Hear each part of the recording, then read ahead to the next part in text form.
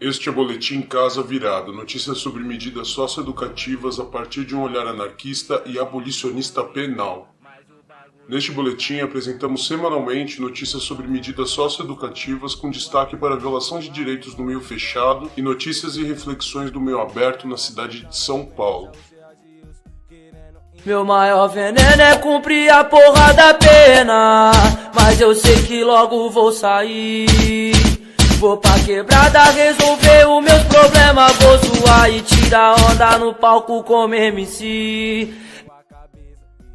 No Rio de Janeiro, a Folha Dirigida publicou no dia 22 de abril sobre a necessidade de se ter um concurso para agente socioeducativo no Degase o mais breve possível, já que, de acordo com o presidente do Sindicato dos Servidores do Degase, João Rodrigues, em 25 anos de existência do Degase, só teve 3 concursos, de 1994, 98 e 2011. Existe grande carência de servidores em todos os segmentos profissionais, são quase 600 cargos em vacância. O G1 publicou no dia 24 de abril que a Alerj aprovou o projeto de porte de armas só para agentes do Degase e não mais para parlamentares, conforme encaminhado anteriormente. O Dia do Rio de Janeiro publicou em 25 de abril que o Grupo de Trabalho Interinstitucional de Defesa da Cidadania, formado também pelo Ministério Público, repudiou a autorização do porte de armas, alegando que é um movimento inconstitucional, pois viola a competência privativa da União para legislar sobre arma de fogo. Este GT, de acordo com o Brasil de Fato, em publicação do dia 24 de abril, tem o objetivo de incidir em políticas públicas na área de segurança e acompanhar casos de violações de direitos humanos e atividades das forças policiais e militares. No momento, esse GT trabalha em cima das declarações do governador do Rio, que orienta policiais a abaterem pessoas que portem fuzis ou armamento restrito, a modificação do benefício previdenciário de auxílio-reclusão e a autorização de porte de armas para agentes socioeducativos.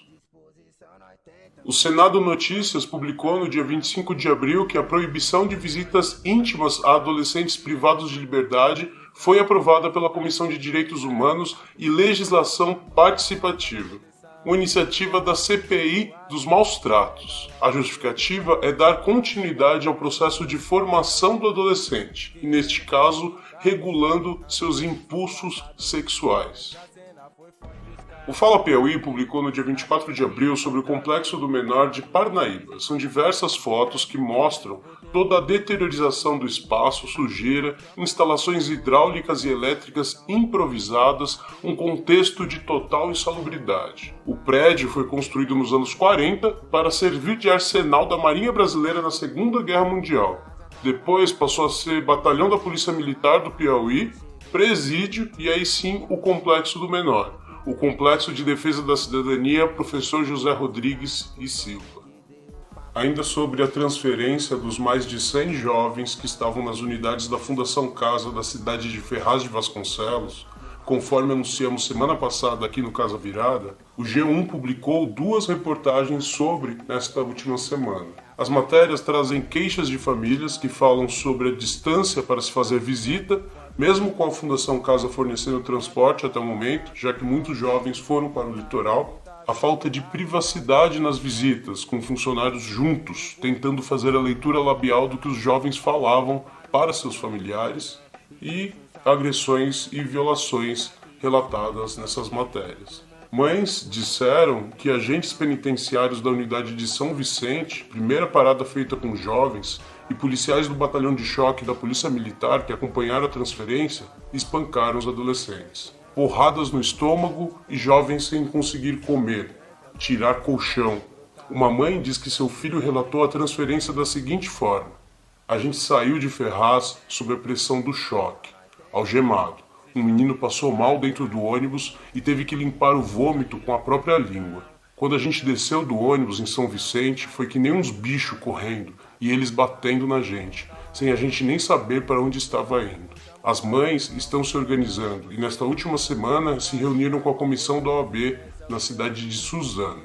No dia 24 de abril, o UOL publicou uma matéria falando sobre o aumento do número de funcionários da Fundação Casa demitido por maus tratos. Em 2018, 27 funcionários foram demitidos, um aumento de 80% em relação a 2017, onde apenas 15 funcionários foram demitidos.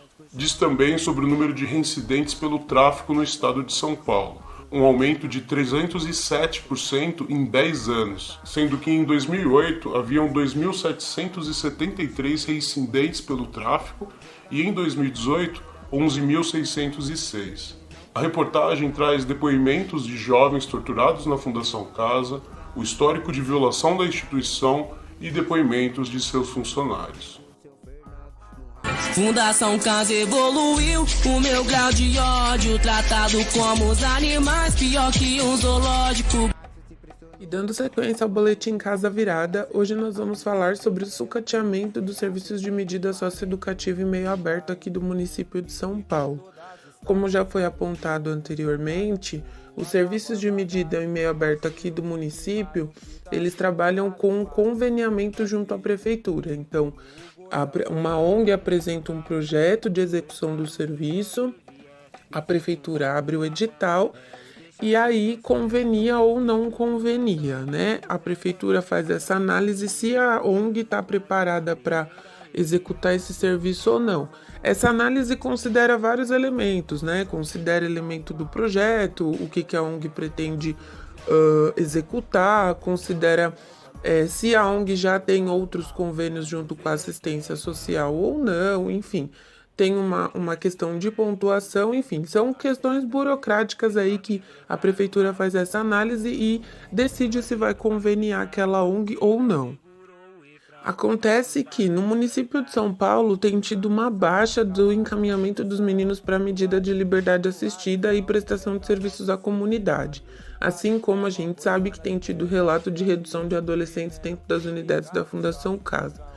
Motivo esse ao qual ainda não sabemos, então não há motivos ainda do porquê que tem tido essa redução tanto no meio aberto quanto no meio fechado, porque sabemos que, do ponto de vista de qualidade de vida para a juventude, para que não ocorra algumas situações de ato infracional, a gente sabe que isso não tem acontecido, muito pelo contrário.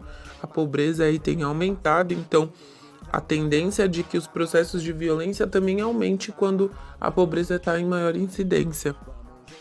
Acontece que por conta dessa redução de adolescentes e adolescentes que estão sendo acompanhados aí pelo serviço, a Secretaria de Assistência Social tem arrumado mecanismos de sucatear ainda mais os serviços de meio aberto. Justificado a partir da baixa nos números de acompanhamento, a Secretaria tem fechado alguns serviços de alguns territórios e os meninos que estavam em cumprimento neste serviço, que vai ser fechado, eles transferem para um outro serviço do território. E aí tem acontecido de serviços de medida em meio aberto estarem superlotados. Então, serviços que eram para atender uma média de 120 meninos, e aí existe um limite que possa ser maior, que no caso é 10% das vagas, do número de convênio, a Secretaria tem transferido os outros adolescentes que estavam sendo acompanhados pelo serviço que está sendo fechado, e aí tem aumentado muito o número da capacidade deste primeiro. Então, suponhamos, existe um serviço no território X, A e B. O serviço B está sendo fechado.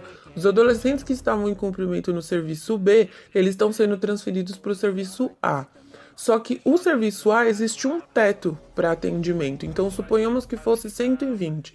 Existem serviços, então, que com essa transferência estão atendendo muito acima da sua capacidade. Já recebemos relato de serviços que eram para acompanhar 120 e já chegaram a acompanhar 160 adolescentes.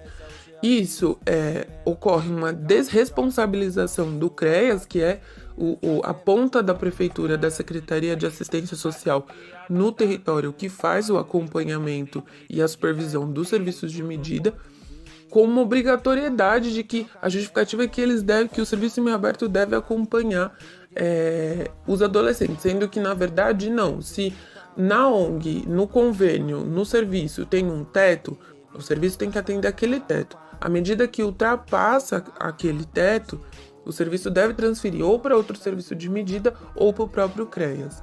Só que o CREAS aí também, a prefeitura se utilizando da sua hierarquia, não têm recebido os adolescentes, e aí isso está causando um sucateamento intenso e um adoecimento intenso dos serviços de medida em meio aberto.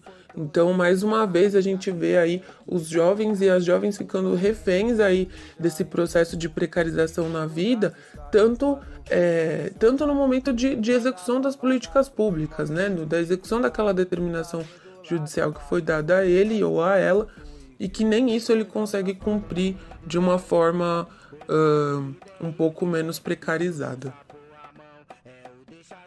Sou candidato a estar na Cracolândia com a pele marcada pelo selo de qualidade da Fundação Casa. E essa foi a 17ª edição do Boletim Casa Virada. Lembramos que aqui só falamos o que sai na mídia no meio fechado e trazemos reflexões de uma trabalhadora do meio aberto. Agora só imagina quanta coisa acontece e a gente nem fica sabendo.